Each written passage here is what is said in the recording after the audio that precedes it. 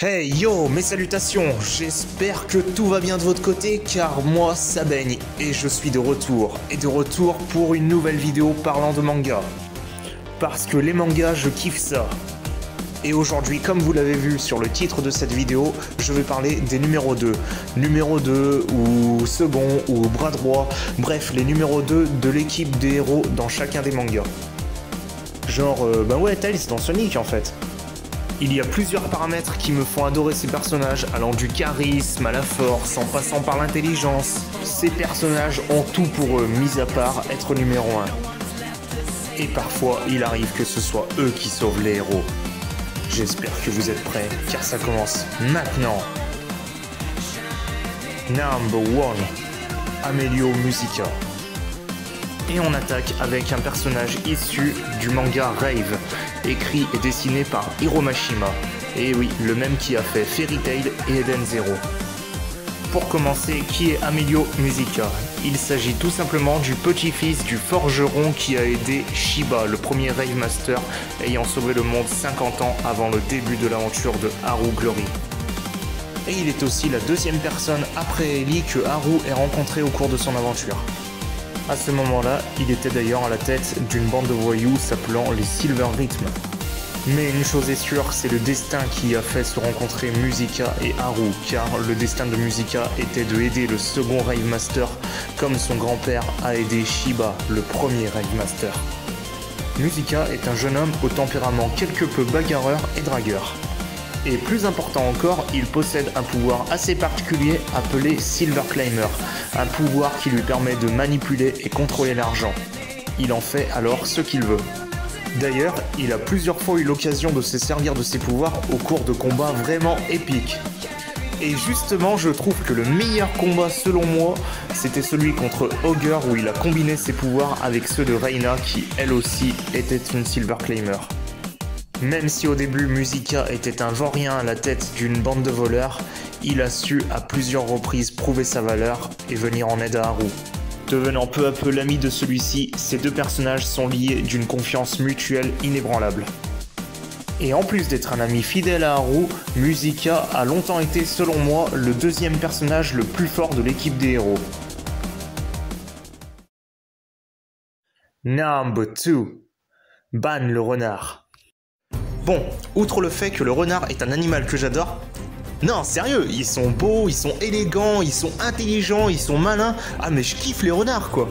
Ban est un personnage que j'adore et je dirais même que c'est mon personnage préféré dans Seven Deadly Sins, et ce pour plusieurs raisons.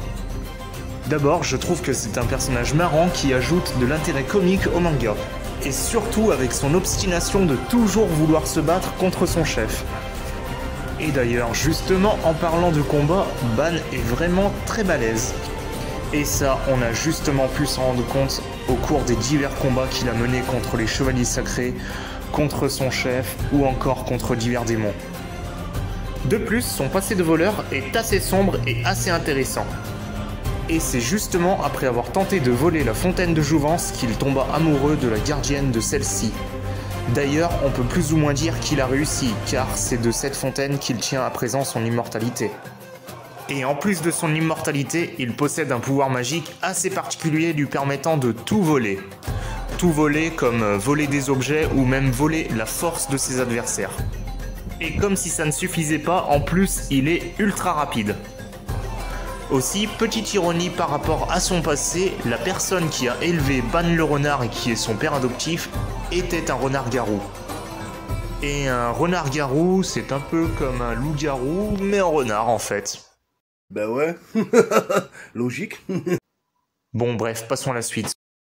Number 3, Kuromaru Tokizaka.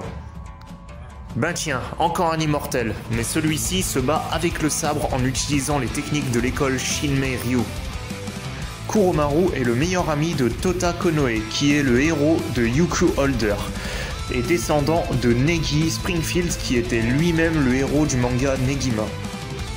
Très gentil de nature, il ne faut cependant pas le sous-estimer, car ses techniques de sabre sont vraiment redoutables. Le secret de sa puissance, c'est son ki, un pouvoir qui lui permet d'envoyer des ondes de choc, de produire de la foudre, de faire de la lumière, de trancher tout ce qu'il attaque. Il peut aussi se régénérer très vite et à l'infini, c'est ce qui lui confère d'ailleurs son immortalité un peu à la même façon que Ban. Et en plus, il a appris à maîtriser la magie. Ça fait beaucoup là, non? Bien qu'il soit devenu très proche de Tota Konoe, au début c'était pas gagné car il fait partie d'un clan de chasseurs d'immortels. Et ce clan de chasseurs d'immortels a la particularité d'être composé d'êtres n'étant ni hommes ni femmes jusqu'à l'âge de 16 ans. Et bien que Kuromaru se définisse en tant qu'homme, il va peu à peu développer des sentiments amoureux envers Tota Konoe et va peu à peu devenir une femme. Malgré ce changement assez inattendu, Kuromaru restera un personnage très puissant et très important dans le scénario de Yukio Holder. Number 4. Jonouchi Katsuya. Aussi appelé Joey Wheeler dans la version française, il s'agit là du meilleur ami de Yugi Muto, le héros du manga Yu-Gi-Oh! Accompagné de son fidèle dragon noir aux yeux rouges, on peut dire qu'au fil de l'anime ou du manga, il aura mené des duels vraiment époustouflants et épiques. Que ce soit au royaume des duellistes contre le Magic Years ou encore contre Mai ou contre Rishido, le serviteur de Marik, à chaque fois ou presque, il a trouvé des solutions pour s'en sortir et vaincre ses adversaires, aussi terribles soient-ils, prouvant ainsi à maintes reprises sa ténacité et sa détermination sans borne.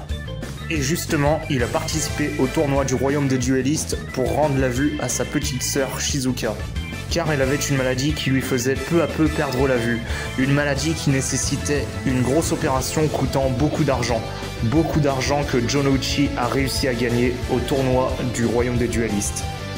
En plus de sa petite sœur, il tient beaucoup à ses amis et il est toujours prêt à leur venir en aide à tout moment.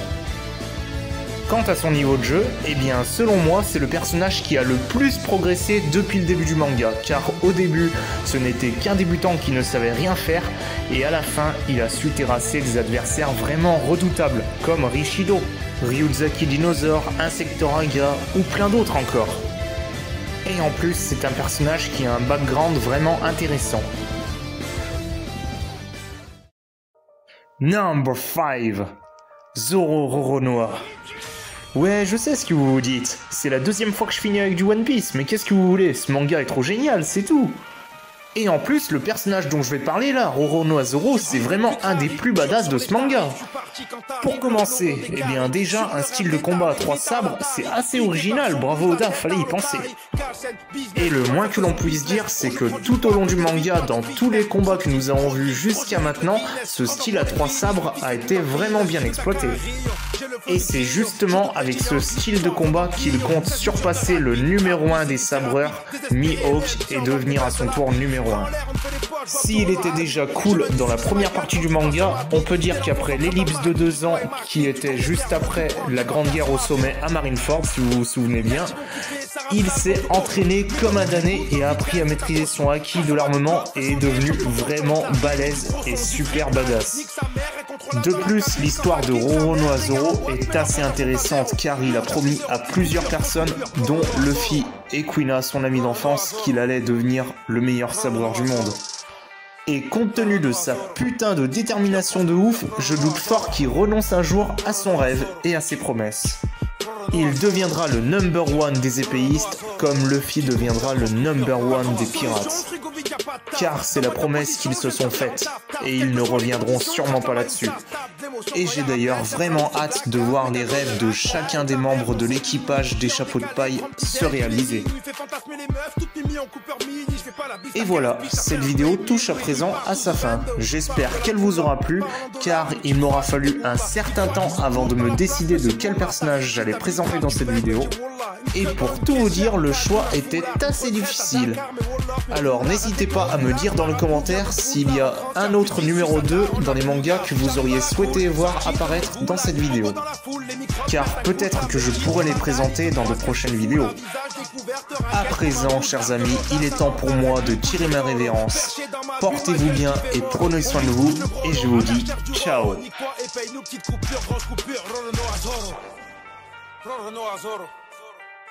Roronoa Zoro.